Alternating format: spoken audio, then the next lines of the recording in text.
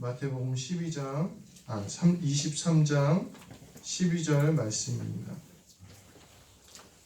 마태복음 23장 12절 말씀 함께 보시겠습니다.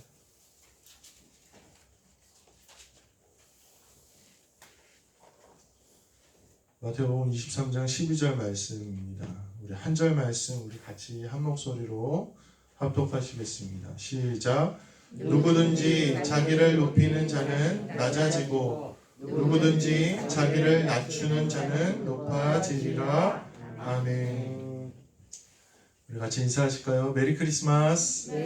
앞뒤적으로 한 번씩 보시면서 한 번 더 인사하시겠습니다. 사랑합니다. 축복합니다. 메리 크리스마스. 메리 크리스마스. 오늘은 이제 주님께서 이 땅에 오셨던 날을 기념하는 성탄절입니다. 또한 다시 오실 주님을 기대하는 날이기도 합니다.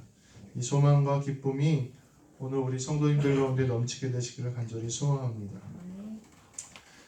그런데 예수님은 가끔 답답하실 수가 있을 것 같아요. 무슨 얘기냐 하면 이 앞장 마태복음 20장에 보면 한 가지 사건이 나오는데 이 세베대의 아들들의 어머니, 그러니까 야고보와 요한의 어머니가 예수님께 나오는 모습이 나옵니다. 그래서 나와서 예수님 앞으로 와서 간구합니다. 이렇게 간구합니다. 주님, 내 아들들을 주의 나라가 임하실 때에 하나는 주의 좌편에, 하나는 주의 우편에 앉게 명하소서. 예수님이 왜 답답하신지 이해가 되시나요? 이제 예수님은 예루살렘으로 올라가셔서 십자가를 지시려고 하는데, 고통과 또 고난의 길을 가시려고 하는데, 이 제자의 어머니는 예수님께 아들을 위해서 좋은 자리를 요청하고 있는 것입니다.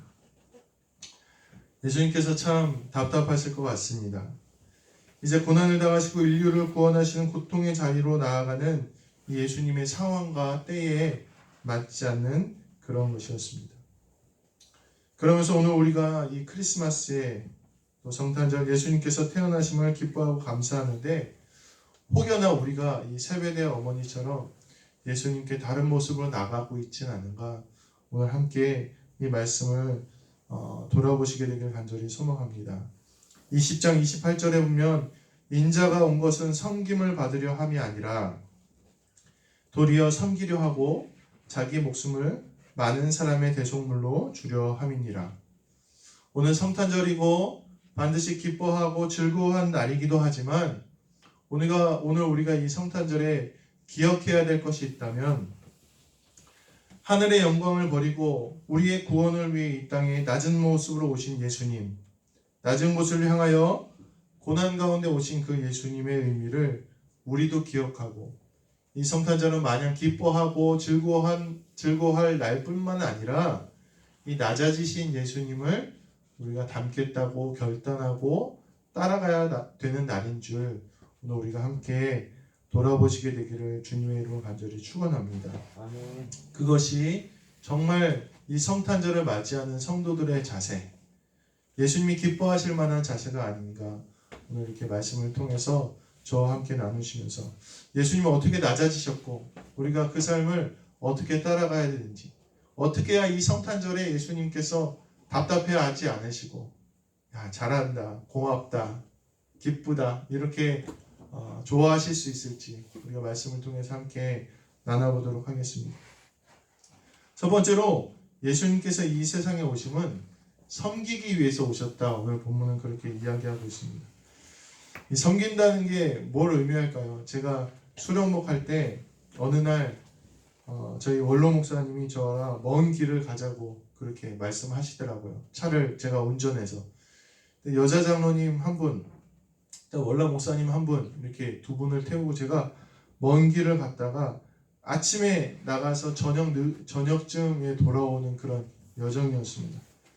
저는 이제 운전하고 차에 대기하고 그러느라고 많이 힘들었던 상태였는데 갑자기 같이 갔던 여자 장로님께서 봉투 하나를 꺼내시더니 이렇게 쓱 내미시는 거예요. 주어 없이. 목사님, 전도사님 받으세요. 그게 아니라 주어 없이 그냥 이렇게 쓱 꺼내시는 거예요. 제가 주책맞게 거기서 아유 장로님이 안 그러셔도 되는데 그리고 제가 받으려고 했는데 알고 봤더니 그게 원로 목사님 드린 거더라고요. 얼마나 민망했는지 모릅니다. 얼마나 민망했는지 마음이 참 복잡해졌습니다. 한편으로는요 그런 마음이 들더라고요. 하루 종일 수고한 건 난데, 하루 종일 운전하고 하루 종일 애쓴 건 난데 왜 원로 목사님한테 드리지? 당연히 나한테 주셔야 되는 거 아닌가? 그런 생각이 저한테 들더라고요. 혼자 북치고 장구치고 했던 그 자신이 얼마나 부끄러워서 낯뜨겁기도 했고 성급했던 내가 자책이 되기도 했지만 한편으로는 그 서운한 마음을 감출 수가 없습니다. 내가 하루 종일 운전했고 노력했고 희생했다고 내 앞으로 오는 봉투가 당연하다고 그렇게 생각했던 것입니다. 물론 그때 원로 목사님께서 아주 지혜롭게 아니야 이거 내가 받을 게 아니야 이 전도사가 받아야지 그리고 저한테 넘겨주셨어요. 그래서 더 부끄러울 뻔했는데 이렇게 아름답게 마무리가 됐지만 그때 기억이 오늘 말씀을 준비하면서 났습니다. 사람은 누구나 이런 마음이 있죠. 보상심이라고 합니다.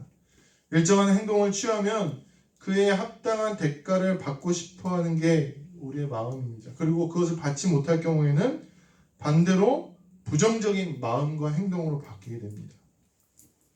오늘 이 땅을 살아가는 그리스도인들의 삶은 너무나 고단하고 참아야 되고 섬겨야 됩니다. 그러면 어쩌면 우리가 당연하게도 주님의 은혜와 복을 바라고 있지는 않습니까? 근데 오늘 이것은 진정한 섬김의 모습이 아니라는 것입니다. 부모와 자식 간에도 사실 서운한 게 있습니다. 부모가 자녀한테 잘해주다가 자녀가 속썩이면 야 내가 너한테 어떻게 했는데 이러기도 하고 또 자녀도 부모를 잘 섬기다가 부모가 좀 서운하게 하면 아니 어떻게 엄마가 아빠가 나한테 이럴 수 있어 이런 마음이 들 수 있습니다. 이건 세상을 살아가는 섬김의 모습일지라도 오늘 예수님의 섬김은 조금 달랐습니다. 예수님의 섬김은 비록 이 땅에 수고하고 애쓰셨고 낮은 자리로 오셨지만 우리가 그분을 십자가에 못 박았음에도 불구하고 예수님의 섬김은 그러한 우리들도 안고 사랑해 주시는 그런 섬김이었던 것입니다. 섬김은 대가가 없는 것입니다. 대가가 없는 사랑이 하나님의 사랑입니다. 그러나 대가를 잊기 위해서 섬기는 것은 노동이라고 우리가 합니다. 이 노동은 괴롭고 힘든 것입니다. 오늘 우리가 이 신앙생활을 하면서 믿음 생활하면서 노동하지 않기를 주님의 이름으로 간절히 부탁을 드립니다. 내가 이렇게 했으니까 내가 이렇게 애썼으니까 반드시 다른 사람들에게 받아야 되고 얻어야 된다는 그런 섬김이 아니라 오늘 우리가 성탄절을 맞이하면서 대가 없이 우리에게 주시고 대가 없이 그 목숨까지도 내어주신 예수님의 섬김을 닮아서 우리도 그와 똑같을 수는 없지만 비슷하게라도 그런 섬김의 삶을 살아가실 수 있는 그 삶을 한번 되돌아보실 수 있는 우리 성도님들 또 오늘 성탄절이 되시기를 주님의 이름으로 간절히 축원합니다. 두 번째로 예수님의 섬김은요 하나님을 높이기 위한 섬김이었습니다. 이 겸손 낮아짐은요 하나님의 영광을 위해 사셨다는 것. 예수님을 위해서 사신 삶이 아니에요. 5절에 보면 예수님께서 바리새인들의 모습을 보면서 이렇게 말씀하십니다. 그들의 모든 행위는 사람에게 보이고자 하나니 곧 그 띠를 넓게 하며 옷수를 길게 하고 잔치의 윗자리와 회당의 높은 자리와 시장에서 문안받는 것과 사람에게서 랍비라 칭함을 받는 것을 좋아하느니라. 오늘 우리의 삶의 목표가 삶의 모습이 신앙의 모습이 과연 누구를 위해서 하는 건가 오늘 한번 점검해 보시길 간절히 소망합니다. 세례교육하면서 우리 강정자 성도님이 어려웠을 텐데 잘 대답하시더라고요. 근데 세례교육하면서 생각나는 게 좀 기억에 남는 게 있었는데 그 중에 하나가 어떤 교육이었냐면 이제 성도님 하나님의 자녀가 되었으니 부모이신 하나님의 영광을 가리우면 안 됩니다. 이렇게 말씀을 드렸어요. 그러면서 저도 이제 돌아봤죠. 나는 혹시 하나님의 영광을 가리우지 않아. 우리가 세상에서 많이 듣는 얘기가 뭡니까? 교회 다니면서 이런 얘기 많이 듣지 않습니까? 교회 다니면서 집사라고 하면서 권사라고 하면서 사실 이 모든 것들이 누구의 영광을 가리는 것입니까? 하나님의 영광을 가리는 거예요. 오늘 우리가 많은 것을 하고 애쓰고 수고한다고 할지라도 우리의 모습이 하나님의 영광을 가리운다면 오늘 우리가 이 땅에 섬기러 오신 오직 하나님의 영광을 위해서 살아오신 우리 예수님의 모습을 닮아가는 것이 아니라는 것입니다. 하나님의 영광을 빼앗는 존재가 사탄입니다. 그러나 우리는 무의식 중에 내가 영광받기를 원하고 내가 드러나기를 원하고 나를 위해서 열심히 수고하고 나만을 위해서 살아가다 하나님의 영광을 가려옵니다. 그러면 내가 사단의 모습이 된다는 것입니다. 어제 아이들이 이제 이따가 헌금 시간에 나와서 특송할 텐데 그 율동을 준비했어요. 특송을 준비했는데 그걸 다 마치고 나서 이제 성경 만화를 틀어줬더니 거기에 세례 요한의 모습이 나오더라고요. 그는 일생 예수님을 위해서 살았던 사람인데 결국은 헤롯에 의해서 목이 잘려서 순교하고 맙니다. 너무나 안타깝고 허무하지 않습니까? 우리 어린이 친구들 어제 보면서 그렇게 느끼지 않았어요? 아니 예수님 위해서 살았는데 결국은 목이 잘려서 죽었단 말이죠. 근데 그 마지막 말씀에 이런 해설이 나왔습니다. 내가 너희에게 말하노니 여자가 낳은 자 중에 요한보다 큰 자가 없도다. 그러나 하나님의 나라에서는 극히 작은 자라도 그보다 크니라 하시니. 요한의 삶이 하나님 앞에서 영광받았던 이유는 하나님 앞에서 인정받았던 이유는 그가 하나님 영광 위에서 살았기 때문입니다. 그리고 우리도 하나님 영광 위에서 살면 성경에 나오는 요한과 같이 하나님께서 인정해 주시고 받아주신다는 사실을 꼭 기억하시게 되길 간절히 소망합니다. 나를 위해 살면 그걸로 끝이지만 하나님 영광 위에 살면 하나님께서 은혜를 주십니다. 하나님 나라는 하나님 영광 위에 살다가 죽은 자들이 가는 곳입니다. 세례 요한도 그렇게 갔고 우리도 그렇게 가는 곳입니다. 하나님 영광 위에서 사는 삶을 회복하시게 되길 간절히 소망합니다. 마지막으로 예수님의 낮아지심은 계속해서 도전하시는 삶이었습니다. 이게 무슨 말이냐면 겸손과 도전이 무슨 상관이 있겠습니까?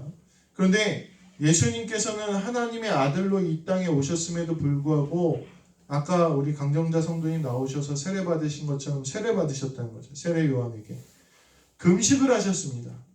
금식하며 기도하셨고 겟세마네 동산에서는 땀방울이 핏방울이 되기까지 기도하시며 십자가를 지셨습니다. 하나님의 아들이고 능력이 많으신데도 그분도 기도하셨다는 거예요. 이 기도에는 어떤 의미가 있습니까? 하나님의 아들임에도 불구하고 여전히 하나님 의지하고 기도하고 섬기는 삶을 계속해서 사셨다는 것입니다. 운동선수들이든 어떤 사람들이든 최고의 자리에 오르면요 어느 순간 정체기를 겪게 됩니다. 꼭 최고의 자리가 아니더라도 풍족해지고 평안해지면요 더 이상 노력하지 않는 그런 시기가 오고 매너리즘에 빠지게 됩니다. 진정한 겸손은요 계속해서 자기를 낮춰서 최선을 다하는 상태를 유지하는 겁니다. 예수님 그런 삶을 사셨다는 거예요. 하나님의 아들임에도 불구하고 하나님의 아들이면 뭐 기도할 필요가 뭐가 있습니까? 금식할 필요가 뭐가 있습니까? 그러나 그분은 사명 감당 위해서 계속해서 도전하시고 노력하셨다는 것입니다. 이 정도면 됐지 혹은 이제 더 이상은 안 돼 낙심하는 것도 마찬가지이고 이것이 모두 다 교만입니다. 3절 4절에 보면 그들은 말만 하고 행하지 아니하며 또 무거운 짐을 묶어 사람의 어깨에게 지우되 자기는 이것을 한 손가락으로 움직이려 하지 아니하며 바리새인들에 대한 말인데 그들은 계속해서 다른 사람들에게 알려주고 시키기는 하지만 자기는 정작 노력하지 않는 그런 상태, 교만한 상태였다는 것입니다.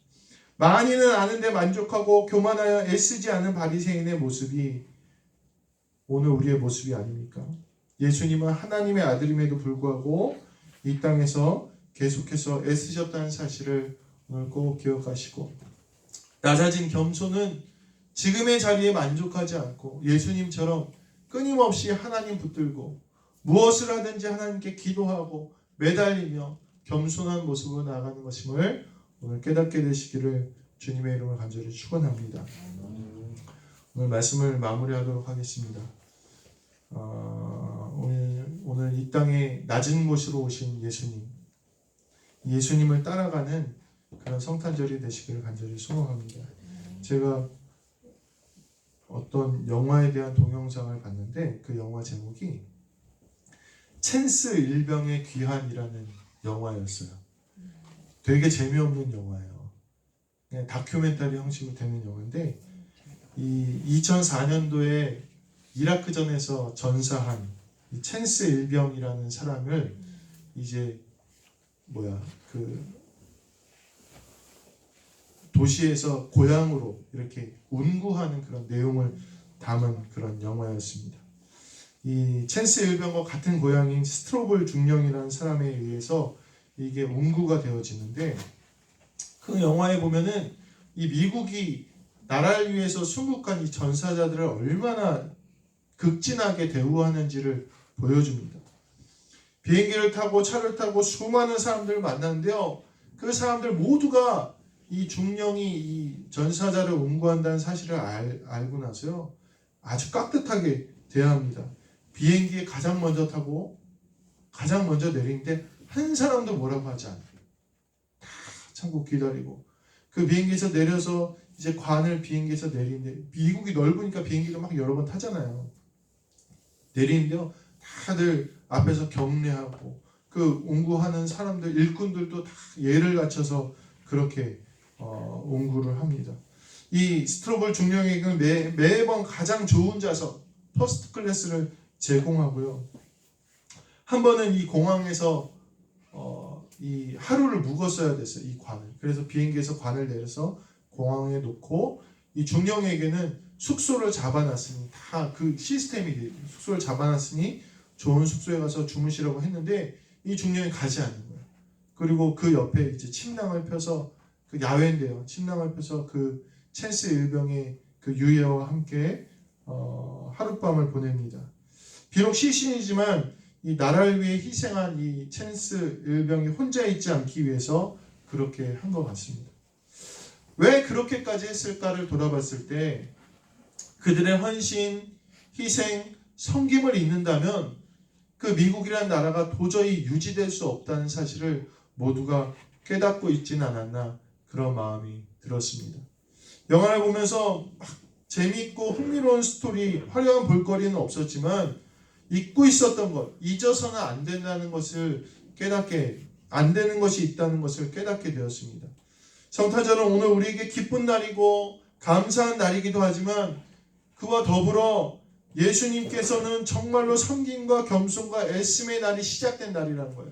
애씀이 시작된 날입니다. 이 날이 즐겁기만 해서는 안 되는 것이 아니라 이 즐거운 날 오늘 우리도 예수님의 낮아지심을 기억하고 그러한 섬김의 삶을 살기로 결단해야 된다는 것입니다. 주께서 낮아지셨기 때문에 하나님의 나라를 완성하셨던 것처럼 오늘 우리도 주님의 낮아지심의 삶을 따라 섬기고 하나님께 영광을 돌리며 매 순간순간 겸손한 마음으로 도전하여서 이 하나님 나라를 이루어 나가시는 우리 모든 성도님들 되시기를 주님의 이름으로 간절히 축원합니다. 이러한 섬김과 은혜가 회복되시고 또 다음 성탄절까지 잘 유지되실 수 있는 우리 성도님들 되시기를 주님의 이름으로 간절히 축원합니다. 우리 함께 기도하시겠습니다. 사랑의 주님 감사합니다. 기쁘고 즐거운 이 성탄절 우리를 위하여 이 땅에 오신 예수님을 기억하게 하시고 즐거운 뿐만 아니라 우리를 위하여 섬기고 애쓰신 주님의 사랑을 기억하는 그런 한 주간이 되도록 인도하여 주시옵소서. 우리도 주님 본받아 낮아짐의 삶을 살게 하여 주셔서 하나님 나라에 이르는 하나님 나라의 영광을 누리는 모든 성도님들 될 수 있도록 주님 힘주시고 은혜 주시고 함께하여 주옵소서. 감사드리며 우리 주 예수 그리스도의 이름으로 기도하옵나이다. 아멘.